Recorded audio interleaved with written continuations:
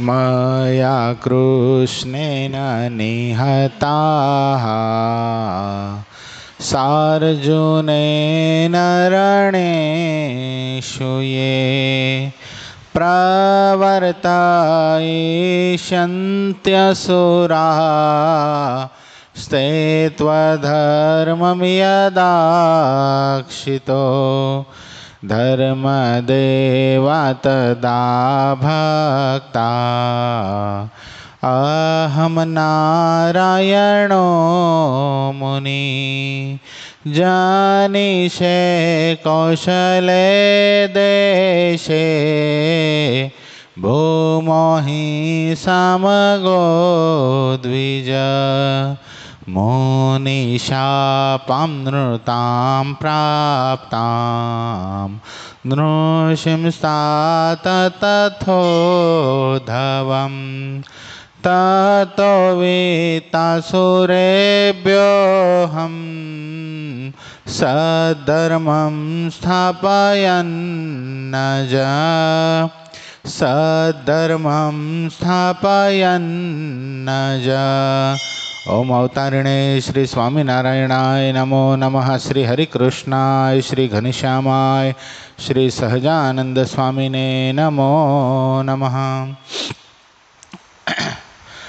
આપણા મંદિરમાં બિરાજી આપણને સૌ કોને દર્શનનું દાન આપતા હોય આપણા સૌ કોને ઈષ્ટદેવ પ્રાણ પ્યારા મહાશ્રેય મૂર્તિ સંકલ્પ સિદ્ધ શ્રી સ્વામિનારાયણ ભગવાન આપણા ઉપર જેમની અપાર કરુણા રેલી છે આપણા સૌ કોઈના ગુરુશ્રી પ્રાતસ્મરણીય પરમવંદનીય મહામુક્તરાજ પરમ પૂજ્યપાદ સદગુરુ સ્વામી નિત્ય સ્વરૂપદાસજી સ્વામી, આપણા મંદિરના મહંત સ્વામી પૂજ્યપાદ હરિચરણદાસજી સ્વામી, આપણા મંદિરના કોઠારી પૂજ્ય પાર્ષદવર્ય હરીશ ભગત, પૂજ્ય પરમસુખ સ્વામી, પૂજ્ય રામાનુજ સ્વામી, પૂજ્ય તરુણ સાગર સ્વામી, પૂજ્ય ધર્મજીવન સ્વામી, પૂજ્ય વિદેહી ભગત આદિ તમામ સંતો પાર્ષદોના શ્રી ચરણોમાં માનસિક સાષ્ટાંગ દંડવત પ્રણામની સાથે વાલા તમામ ભક્તો હૃદયપૂર્વક જય સ્વામિનારાયણ। કારતક સુધી આઠમ આજથી વડતાલ મહોત્સવનો પ્રારંભ થઈ ગયો રાબેતા મુજબ। ભગવાન હવે રક્ષા કરે, કારણ કે આગાહી તો જબરદસ્ત છે હજી વરસાદની। હે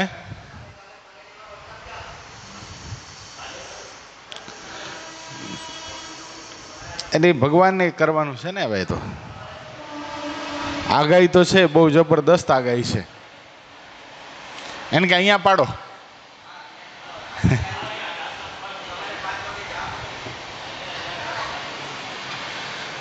બહુ સરસ ગઈકાલનું વચનામૃત હતું, અધૂરું છે। કેટલું? કાર્યાણીનું 12મું। શું વાત આવી હતી યશ ભગત?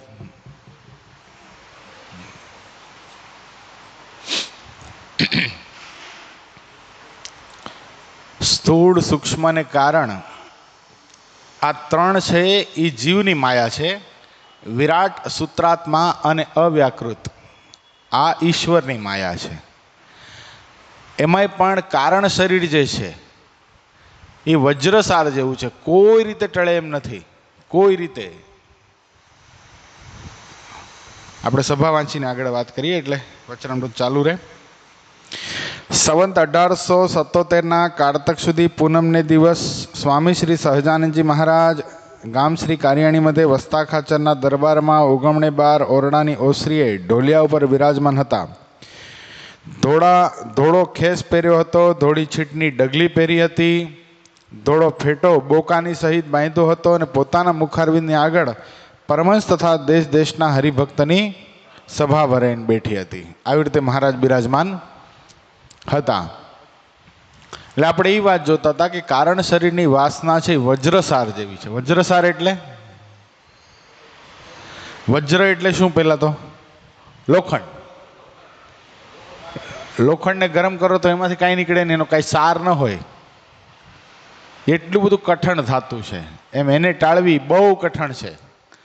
આમથા થોડી વિહારીલાલજી મહારાજે હરિલામૃતમાં કીધું, જરૂર જાણો મન સિંહ જેવું, આત્મા તણી ઘાત કરે ઘણેરું, તેને જીતે તે નહીં વાત નાની, હારી રહે જ્યાં મુનિ જોગી જ્ઞાની. કોણ કોણ હારી જાય છે અહીંયા? મનની આગળ કોણ કોણ હારી જાય છે? જરૂર જાણો મન સિંહ જેવું. કેવું છે મન? યશ ભગત સિંહ જેવું છે. એની આગળ એ આત્માની ઘાત કરી નાખે છે. કારણ શરીર છે એ શું કરી નાખે છે? જીવનો નાશ કરી નાખે છે. આત્મા તની ઘાત કરે ઘણેરું, તેને જીતે તે નહીં વાત નાની. એને કઈ જેમ તેમ નથી કે એને જીતાઈ જાય. અરે આપણને પેંચમાં એવા લઈ લે આપણા મનમાં એમ થઈ જાય કે હવે મને સંકલ્પ નથી થતા અને હવે કોઈ દી થશે પણ નહીં. હું તો સ્વચ્છ થઈ ગયો, ભગવાનનો ભગત થઈ ગયો, મને અખંડ ભગવાન દેખાય છે. પણ ક્યારે પાડી નાખે એનું કાંઈ નક્કી નથી. આત્મા તણી ઘાત કરે ઘણેરું, તેને જીતે તે નહીં વાત નાની. હારી રહે જ્યાં. કોણ કોણ હારી ગયા? મુનિ, જોગી, જ્ઞાની. આપણી તો ક્યાં વાત જ આવી આમાં? આપણને તો ઉપાડી લે એના માટે ચણા મમરા છે. શું આ મુનિ, જોગી, જ્ઞાની? વિચાર કરો, 60,000 વર્ષ સુધી તપ કરનારા સૌભરી ઋષિ. કેટલા? 60,000 વર્ષ સુધી ગંગાજીના ધરામાં તપ કરનારા સૌભરી ઋષિને એક દિવસ ખાલી શું શેના દર્શન થયા? માછલાના મૈથુનના દર્શન થયા. એના મનમાં એમ થઈ ગયું આ તો ક્યારે ભોગવ્યું જ નહીં. વાસના ઉત્પન્ન થાય ને. આપણે વાત શું જોઈ રહ્યા છીએ? પૂર્વે જે વિષય દીઠા ન હોય તેની પણ મનમાં ઈચ્છા થાય એને વાસના કહેવાય. તો આવું તો ક્યારે આ સુખ તો ક્યારે માણ્યું જ નહીં. તે તપમાંથી ઊભા થયા. હવે 60,000 વર્ષ સુધી પાણીમાં હોય તો એનું શરીર કેવું થઈ જાય? આમ ખરડાઈ ગયું હોય ને, સડી ગયું તો આખું. આમ માછલાઓએ માંસ ખાઈ ખાઈને રીતસર આમ શરીરમાંથી આમ બાખા પડી ગયા હતા. અંદરથી અંદરનું ભાડપિંજર દેખાતું હતું. આ મને કોણ આપે કયો? તે ગયા તરત માંધાતા રાજા પાસે. એની 50 કુંવરી સાથે પરણવાની ઈચ્છા દર્શાવી. રાજાના મનમાં એમ, આને શું કેવું મારે કયો? રાજા બહુ ચતુર, એને ખબર હતી જો ના પાડીશ તો શું કરશે ભગવાન? સૌ ઋષિ શું કરે? ના પાડે તો શ્રાપ આપી દે તરત જ. એટલે બહુ ચતુર. એટલે એણે કીધું કે મને કોઈ વાંધો નથી, મારી દીકરીનો તો ધનભાગ, તમારી સાથે પરણવાનો મોકો મળે એનાથી વિશેષ શું હોય? એ કે જે તમને વરમાળા પહેરાવે ને એની સાથે તમે પરણો. ઋષિને ખબર પડી ગઈ મારા શરીરમાંથી આ માંસની ગંધ આવે છે, મને કોણ પરણશે ભાઈ? એટલે એણે શું કર્યું ખબર છે? હજારો વર્ષોનું તપ મૂક્યું. મારું શરીર 16 વર્ષનું સુંદર યુવાન જેવું થાય, કંચન જેવી મારી કાયા થાય. ભગવાન તમારે કરવું છે એવું? તે તમે કલર મારો છો ને હજી ચકાચક થઈ જાઓ છો. હે એ જોઈએ એમ? તમે ઘણી વાર કલર મારીને આવો ત્યારે 16 વર્ષના લાગો. અમને ખબર ન પડે અમે મોટા કે તમે મોટા હોય છે ઉંમરમાં. એટલે 16 વર્ષની કાયા થઈ. કેવી અદ્ભુત, એકદમ સુંદર. પછી મનમાં વિચાર કર્યો ખાવા તો કંઈક જોઈએ કે નહીં, અને રહેવા તો કંઈક જોઈએ કે નહીં. હજારો વર્ષોનું તપ મૂક્યું. સરસ મજાના મહેલો તૈયાર કરાવ્યા. અંદર બધા સેવાના કરનારા ચાકરો ને સમૃદ્ધ આખું સિટી બનાવ્યું. સૌભરી સિટી, આપણે સ્માર્ટ સિટી છે ને એમ સૌભરી સિટી બનાવ્યું આખું. પછી ગયા, પછી જઈ અને પેલી કન્યાઓ પાસે ઊભા રહ્યા. તે 50 એક સાથે વરમાળા પહેરાવી. આહા! એટલે 60,000 વર્ષ સુધીનું તપ કરી શકાય, એ શક્ય છે. પણ અંતરમાં રહેલી તીખી મલિન વાસના ટાળવી બહુ કઠણ છે, બહુ કઠણ. હારી રહે જ્યાં મુનિ જોગી જ્ઞાની. તમે વિચાર કરો, રામાનંદ સ્વામી વખતે એક પાર્ષદ, હવે તે વખતે કઈ સભા અલગ નહોતી થતી, બહુ થોડુંક અલગ બેસતા હશે કદાચ સ્ત્રી ભક્તો અને પુરુષ ભક્તો, પણ આમ આટલી બધી મર્યાદા કે સ્ત્રી પુરુષને જોઈ ન શકે એવું બધું નહોતું, કે પુરુષ સ્ત્રીને જોઈ ન શકે એવું એટલું બધું નહોતું. એમાં ઘટના ઘટી. સદગુરુવર્ય રામાનંદ સ્વામી ફરતા ફરતા એક ગામમાં ગયા અને એની સાથે એક યુવાન પાર્ષદ.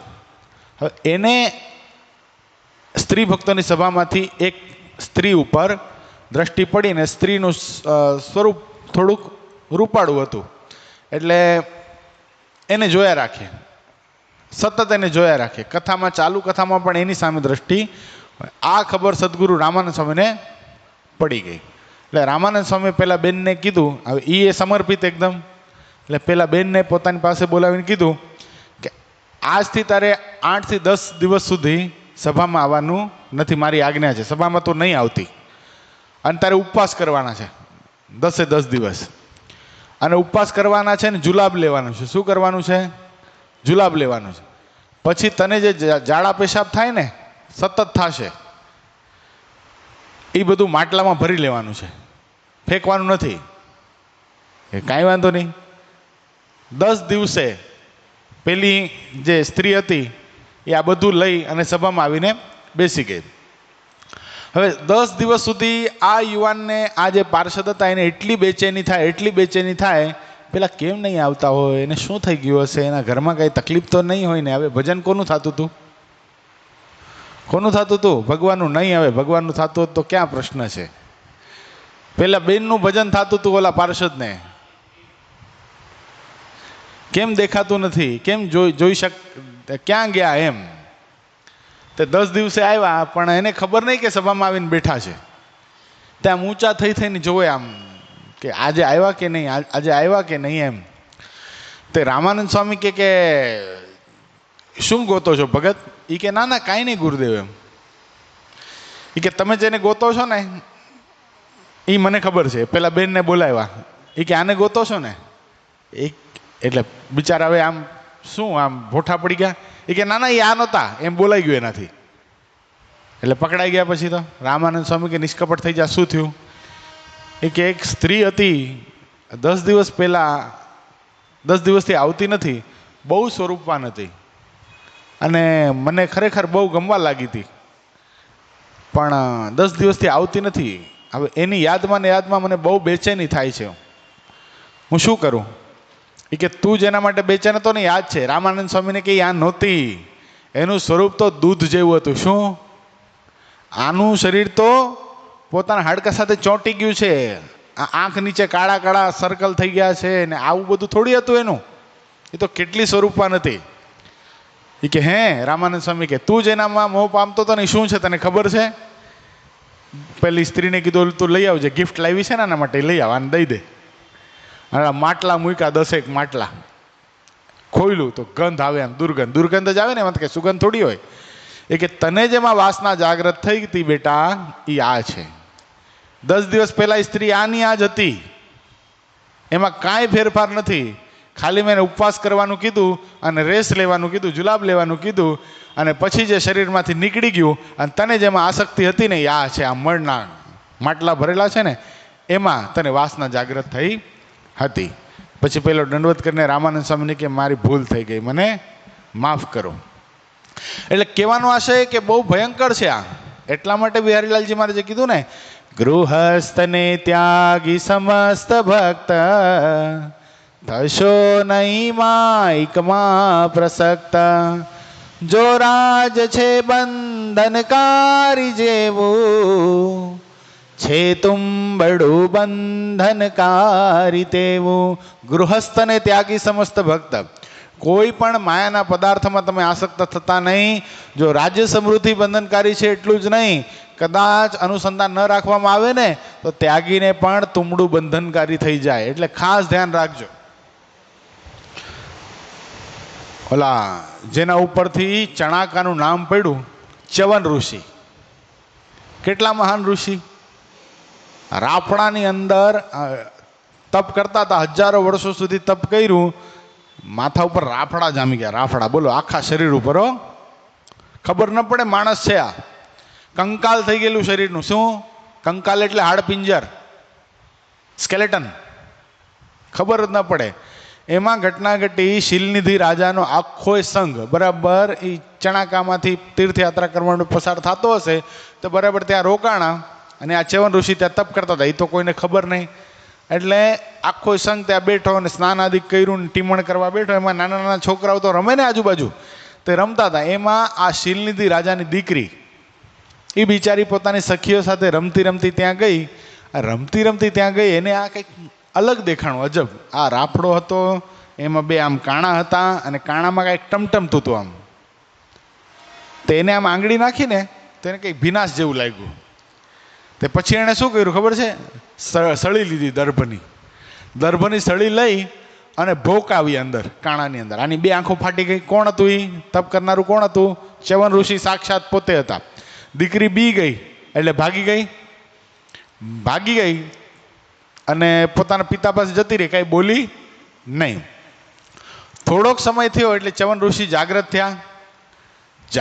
થયા અને એણે અંતરદ્રષ્ટિ કરીને જોયું કે આવું મારી સાથે કરનાર કોણ છે? તો આ શિલનિધિ રાજાની દીકરી છે અને આખો સંગ લઈને અહીંયા આવ્યા છે અને મારો ઘોર અપરાધ કર્યો છે, મારી સાધનામાં ભંગ પડાવ્યું છે કે જાઓ બધાને શ્રાપ આપું છું, બધાના ઝાડા પેશાબ બંધ થઈ જાય.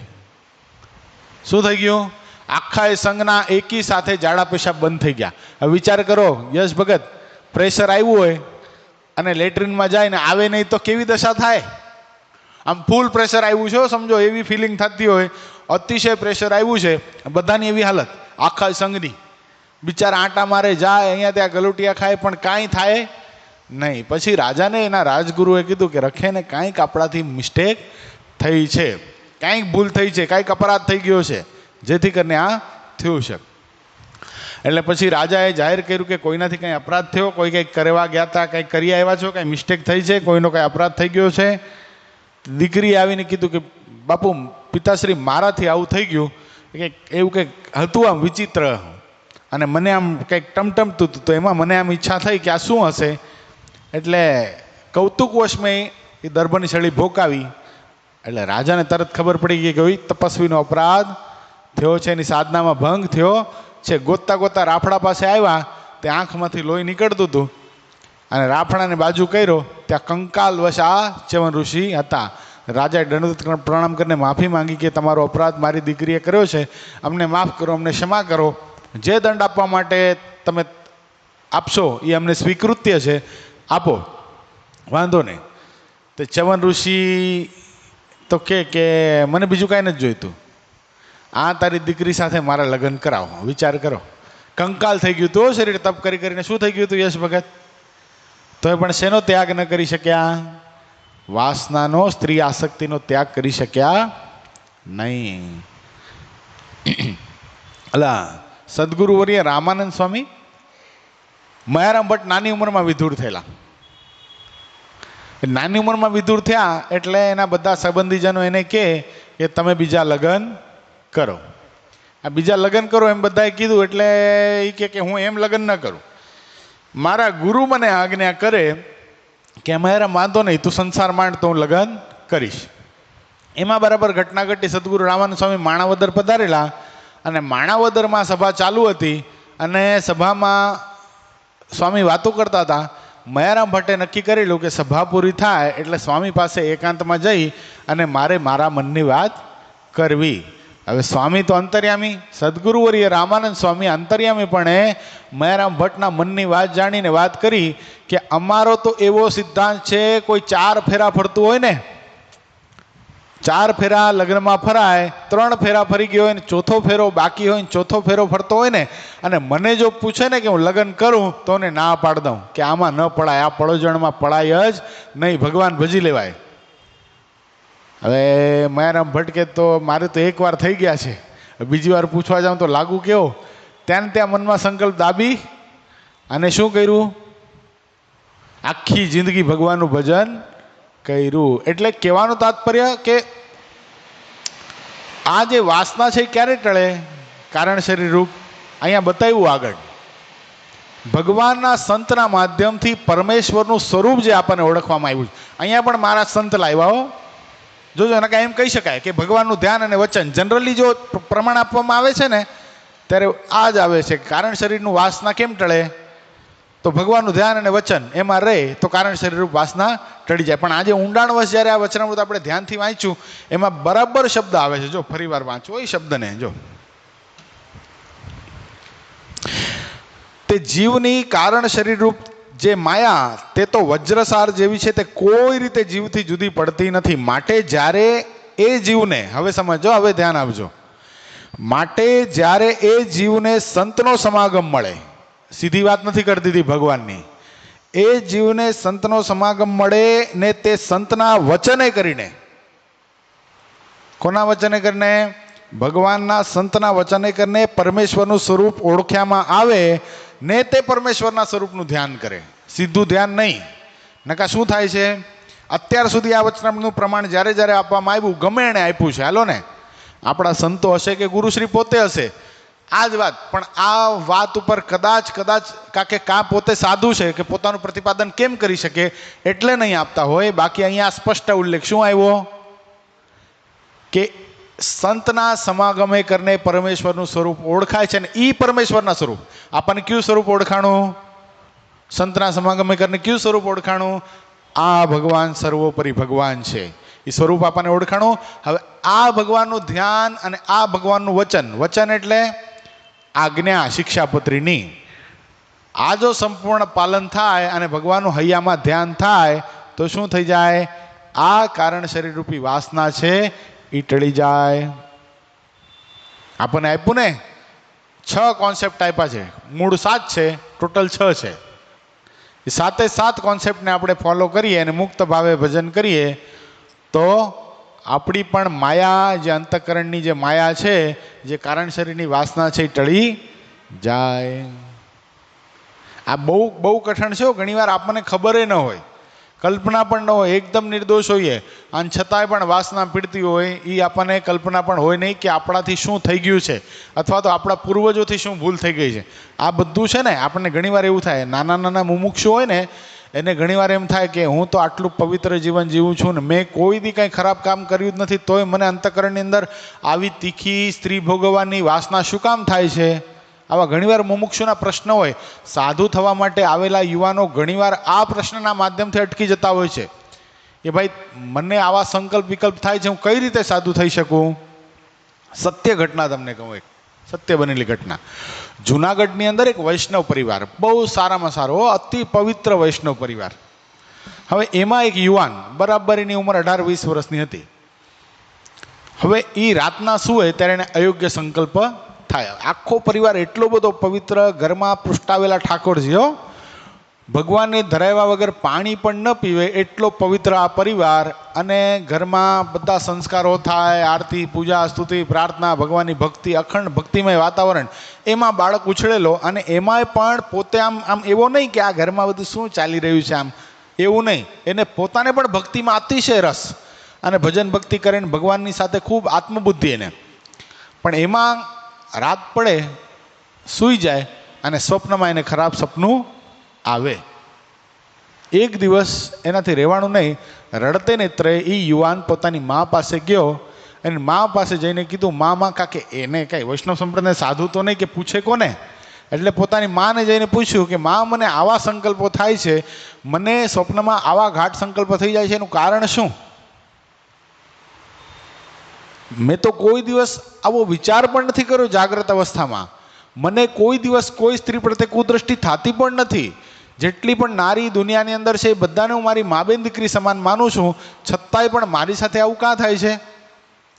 તે વખતે એની માએ રડતે નેત્રે એના બાળકના માથા ઉપર હાથ મૂકીને કીધું, બેટા એની પાછળ તો બહુ મોટું કારણ છે. તું જો સહન કરી શકીશ અને સાંભળી શકીશ ને તો હું તને કહું. પેલા બાળકે કીધું, ના માં કે એની પાછળ એક એવી ઘટના છે કે હું જ્યારે લગ્ન કરીને આવી ને, હવે એ સમય હતો આજથી 50 વર્ષ પહેલાંનો, ત્યારે કંઈ આમ એકબીજાને જોતા નહીં. લગ્ન કરે ત્યારે કે ભાઈ પસંદ થયા ને ભાઈ આમ ડેસ્ટિનેશન વેડિંગ થાય ને એ બધું, પ્રી વેડિંગ થાય ને એવું બધું કાંઈ નહોતું. નક્કી કરી આવે વડીલો અને લગ્ન થઈ જતા. એમાં કે તારા પિતાએ મને કોઈ દી જોયેલી નહીં. અમારો સંબંધ મારા સસરા એટલે તારા દાદાએ અને તારા નાનાએ આપસમાં નક્કી કરી નાખેલો, એટલે અમે એકબીજાને જોયેલા નહીં. એટલે લગ્ન થઈ ગયા પછી તારા પિતાએ મારી સામે જોયું, પણ હું એટલી બધી સ્વરૂપવાન નહોતી, એટલે તારા પિતાને ગમતી નહોતી. એટલે તારા પિતા વચ્ચે અને મારી વચ્ચે ઘણા સમય સુધી કોઈ સાંસારિક વ્યવહાર થયો નહીં. એક દિવસ તારા પિતા, એટલે આ જુનાગઢના તારા પિતા નગર શેઠ કહેવાય, એટલે એને જામનગર આમંત્રણ આપેલું.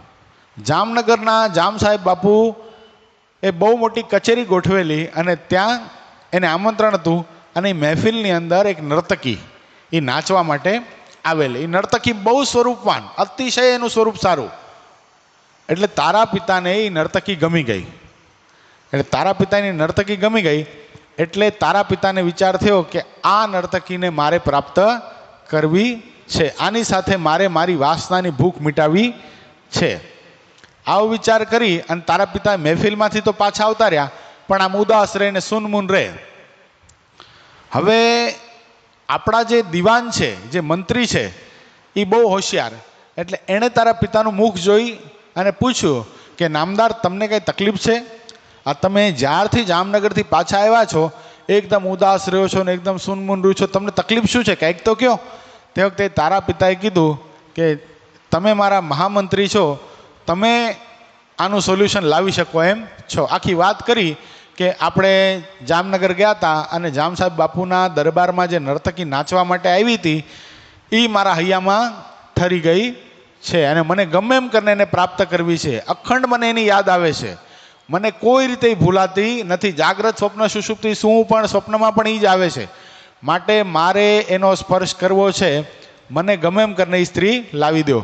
મંત્રી બહુ ખાનદાની, બહુ હોશિયાર, બહુ વ્યવહાર કુશળ, બહુ પવિત્ર જીવનવાળા. એણે આ નગર શેઠને સમજાવવાનો બહુ પ્રયાસ કર્યો કે તમારા ઘરની અંદર સાક્ષાત ભગવાનની પૂજા થાય, તમારા ધર્મપત્ની કેવા પતિવ્રતા ધર્મવાળા, તમારા પિતાનું નામ આટલું મોટું.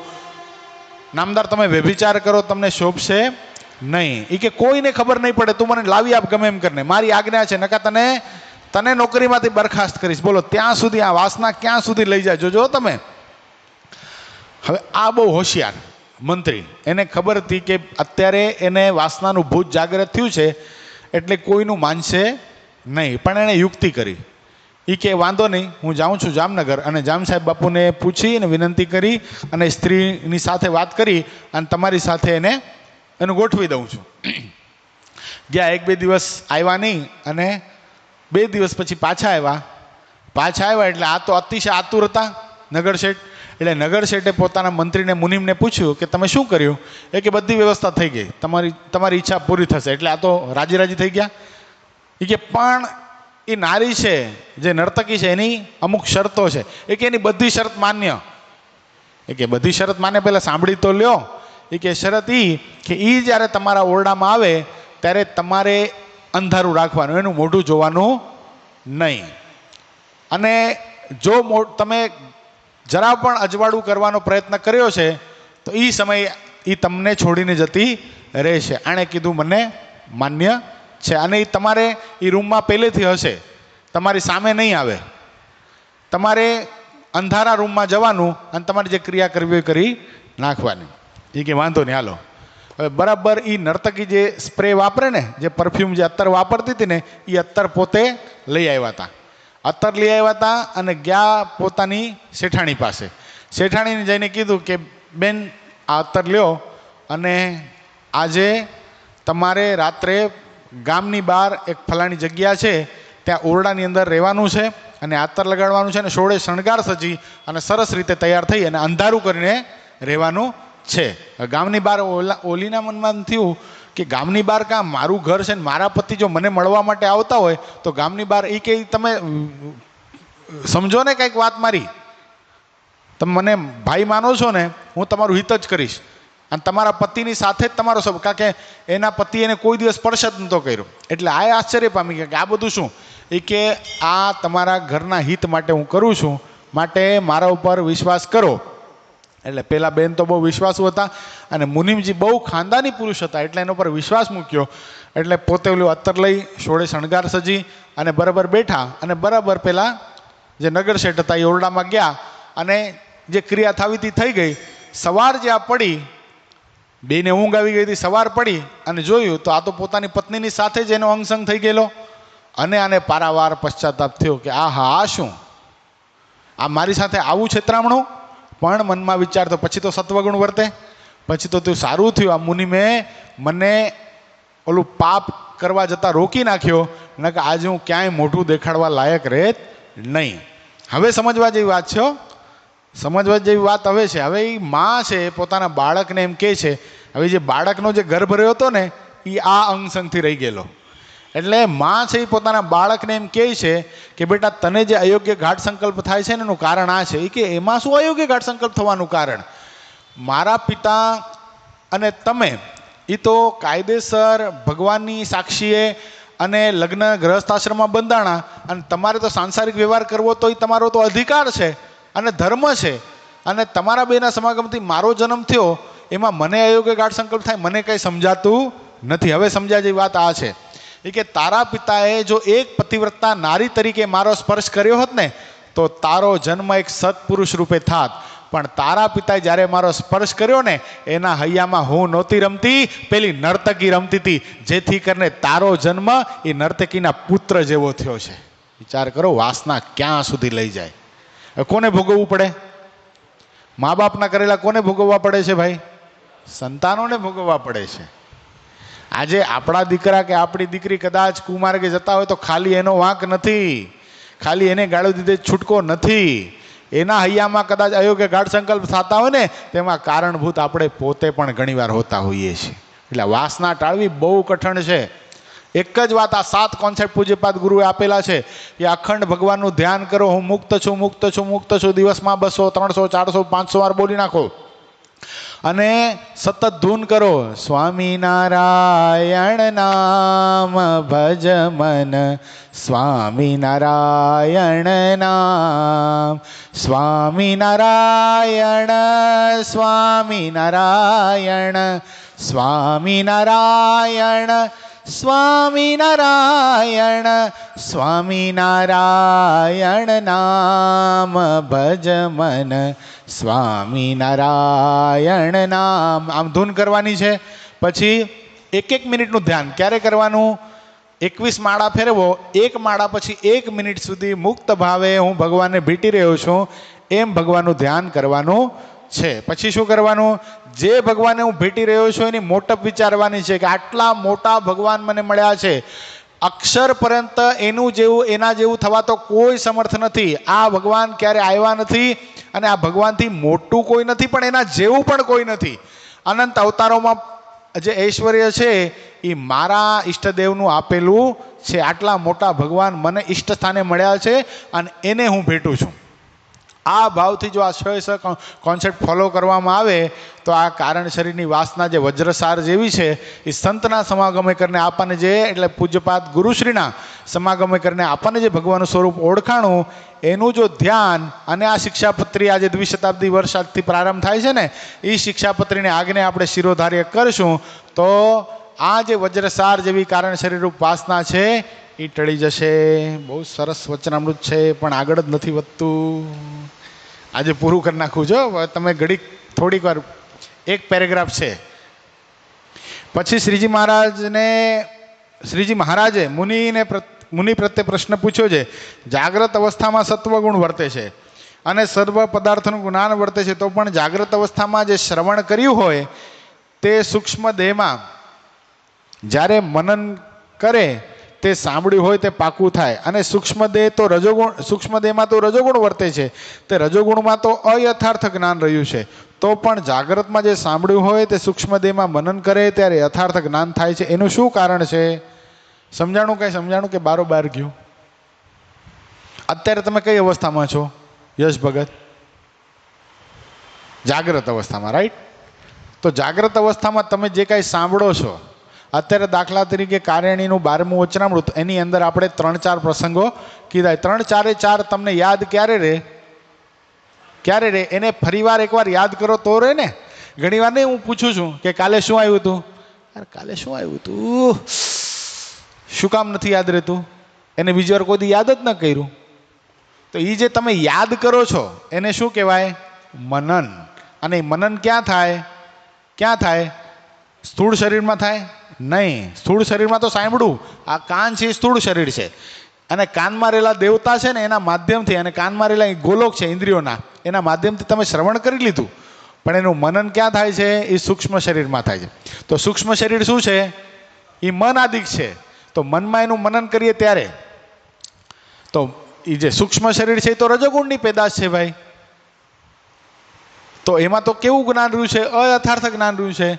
તો જાગ્રતમાં જે સાંભળ્યું છે એ સૂક્ષ્મ શરીરમાં મનન કરીએ તો કેમ યાદ રહે? પ્રશ્ન કેવો જબરદસ્ત છે. કોનો પ્રશ્ન છે? સ્વયં મહારાજનો છે. હો. પછી મુનિ સર્વે મળીને જેની જેવી બુદ્ધિ હતી તેણે તેવો ઉત્તર કર્યો, પણ શ્રીજી મહારાજના પ્રશ્નનું સમાધાન થયું નહીં. પછી મુનિ સર્વે હાથ જોડીને બોલ્યા છે, હે મહારાજ, આ પ્રશ્નનો ઉત્તર તો તમે કરો તો થાય. પછી શ્રીજી મહારાજ બોલ્યા છે, એનો ઉત્તર તો એમ છે જે હૃદયને વિશે ક્ષેત્રજ્ઞ જે જીવનો નિવાસ છે. ક્યાં છે? હા, હૃદયને વિશે જીવ રહે છે. તે ક્ષેત્રજ્ઞ 14 ઇન્દ્રિયોના પ્રેરક છે. તેમાં અંતઃકરણ છે તે ક્ષેત્રજ્ઞની સમીપે વર્તે છે. માટે અંતઃકરણમાં મનન કરે ત્યારે દ્રઢ થાય છે. કારણ કે ક્ષેત્રજ્ઞ અને સર્વે ઇન્દ્રિયો તે અંતઃકરણ થકી, ક્ષેત્રજ્ઞ છે તે સર્વે ઇન્દ્રિયોને અંતઃકરણ થકી અતિ સમર્થ છે.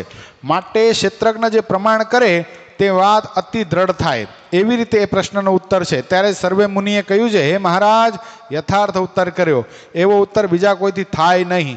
પછી શ્રીજી મહારાજ બોલ્યા છે, ગમે તેવો કામી, ક્રોધી, લંપટ જીવ હોય પણ તોય પણ જો આવી રીતની વાર્તામાં વિશ્વાસ રાખીને પ્રીતિએ કરીને આ વાત સાંભળે તો એના સર્વે વિકાર ટળી જાય છે. ગમે એવો પાપી હોય, બોલો, ગમે એવો કામી, લંપટ જીવ હોય. જો કેટલા શબ્દ લખ્યા. કામી, ક્રોધી, લોભી, લંપટ જીવ હોય તો પણ આવી રીતની વાર્તા, આવી રીતની વાર્તા એટલે કઈ વાર્તા? કઈ વાર્તાની વાત મહારાજ કરતા હશે? અંતઃકરણમાં દ્રઢ થાય? નહીં. પેલી વાત મહારાજ કહે છે. સમજાણું? કે જીવ જ્યારે સંત સમાગમે કરીને એ પરમેશ્વરના સ્વરૂપને ઓળખે છે, પછી ભગવાનના સ્વરૂપને હૈયામાં ધારે છે અને ભગવાનની આજ્ઞા, વચનને પાલન કરવાનો નિર્ધાર કરે છે, ત્યારે એની કારણ શરીરની વાસના ટળી જાય છે. પહેલી વાત તો કેવી છે ખબર છે? પહેલી વાત તો આમ જેને કહીને તત્વની છે. હવે મહારાજે કીધું યાદ શું કામ રહે છે? એનો ઉત્તર એ છે કે મનન ક્યાં થાય છે? અંતઃકરણમાં થાય છે. તો અંતઃકરણની બાજુમાં એનો પાડોશી કોણ છે? જીવ છે. જો ક્ષેત્રજ્ઞ એટલે શું? જીવ. સમજો, ક્ષેત્રજ્ઞ એટલે બીજું કાંઈ નથી. ક્ષેત્રજ્ઞ એટલે ક્ષેત્ર, રહેવાનું સ્થાન, અજ્ઞ એટલે એમાં રહેનારો. ક્ષેત્રજ્ઞ એટલે ક્ષેત્રજ્ઞ એટલે શું? જીવ. એટલે જીવ છે એ ક્યાં રહે છે? અંતઃકરણની બાજુમાં રહે છે. અને આ બધા છે, મન છે, બુદ્ધિ છે, મન, બુદ્ધિ, ચિત્ત, અહંકાર, આ 4 અંતઃકરણ છે. એ બધા કોણ છે ખબર છે? વકીલ છે, એડવોકેટ છે. અને જીવ કોણ છે? એ જજ છે. ફાઇનલ ડિસિઝન કોનું હોય? એ જીવનું હોય. પણ અંતઃકરણ, બુદ્ધિ એટલા બધા ચતુર છે કે એની પોતાની વાતને મનાવી લે છે. પણ એનું ક્યાં સુધી નથી હાલતું? જ્યાં સુધી પ્રમાણ જીવ કરતો નથી ત્યાં સુધી એને ઘણું બધું લોભાવશે. આમ થાય, આમ થાય, આમ થાય, આમ થાય, પણ ફાઇનલ ડિસિઝન કોનો હોય? એ જીવનો જ હોય. એટલે ક્ષેત્રજ્ઞ જે છે એ જ્યારે પ્રમાણ કરે, અહીંયા કીધું ને કે અંતઃકરણ થકી ને ઇન્દ્રિયો થકી ક્ષેત્રજ્ઞ છે અતિ સમર્થ છે. કેવો છે? અતિ સમર્થ. કદાચ જજમેન્ટ રોંગ આવે તો તમે ત્યાં જજને કંઈ કહી શકો, અપીલ કરી શકો એનાથી ફર્ધર કોર્ટની અંદર, પણ ત્યાં જજને તો કાંઈ કહેવાય નહીં. શું? એટલે ક્ષેત્રજ્ઞ છે અતિ સમર્થ છે. હવે વાત મહારાજી બતાવે છે. હવે આ વાત કહીને તરત જ મહારાજે વાત કીધી કે આવી વાત જો કોઈ શ્રદ્ધાએ કરીને સાંભળે તો એ ગમે એવો કામી, ક્રોધી, લોભી, લંપટ જીવ હોય તો બધા વિકારોથી મુક્ત થાય. હવે આમાં કઈ વિકારથી મુક્ત થવાય? ઇન્દ્રિયો, અંતઃકરણને ક્યાં શું દ્રઢ થાય છે એનાથી ન થવાય. વિકારથી મુક્ત ક્યાં થવાય? એટલે મહારાજ પહેલી વાતને હજી પકડી રાખે છે. કઈ? કે જીવ જ્યારે સંતનો સમાગમ કરે છે અને સંતના વચને કરીને જે પરમેશ્વરનું સ્વરૂપ એને ઓળખાયું છે એ પરમેશ્વરના સ્વરૂપનું પોતાના હૈયામાં ધ્યાન કરે છે અને ભગવાને આપેલી જે આજ્ઞા, જે શિક્ષાપત્રી, એ શિક્ષાપત્રી રૂપી આજ્ઞાનું પાલન કરે છે, ત્યારે એની કારણ શરીર રૂપ વાસના એ ટળી જાય છે. આવી રીતની વાતમાં વિશ્વાસ રાખીને પ્રીતિએ સહિત સાંભળે તો એના સર્વે વિકાર ટળી જાય છે. જેમ કોઈક પુરુષને પ્રથમ તો કાચા ચણા ચાવે એવું દાંતમાં બળ હોય ને જો કાચી કેરી સારી પેઠે ખાય તો તેથી ભાત પણ ચવાય નહીં, તેમ ગમે તેવો કામાદિકને વિશે આસક્ત હોય પણ આવી વાતને આસ્તિક થઈને જો શ્રદ્ધાએ સહિત સાંભળે તો તે પુરુષ વિષય સુખ ભોગવવાને અર્થે સમર્થ રહે નહીં. અને તપ્તકૃત ચાંદ્રાયણે કરીને જો દેહને સૂકવી નાખે તો પણ જેવું આવી ભગવત વાર્તા સાંભળનારાનું મન નિર્વિષય થાય છે તેવું તેનું મન નિર્વિષય થતું નથી. અને આવી વાત સાંભળીને જેવું તમારું સર્વનું મન નિર્વિકલ્પ થતું હશે તેવું ધ્યાન કરતા હશો તથા માળા ફેરવતા હશો ત્યારે પણ નહીં થતું હોય. માટે વિશ્વાસ રાખીને પ્રીતિય સહિત જે ભગવાન પુરુષોત્તમની વાત સાંભળવી, એથી બીજું મનને સ્થિર થવાનું અથવા તો નિર્વિષય થવાનું કોઈ મોટું સાધન નથી. એટલે આવી વાત સાંભળવી એ મનને નિર્વિષય કરવાનું ઉત્તમ સાધન છે. ઇતિ વચનામૃતમ કાર્યાણીનું 12મું જે તે પૂરું થયું એની સાથે કાર્યાણી પ્રકરણ પૂર્ણ થયું. સહજાનંદ સ્વામી મહારાજની જય. શ્રીપતિમ શ્રીધરમ સર્વદે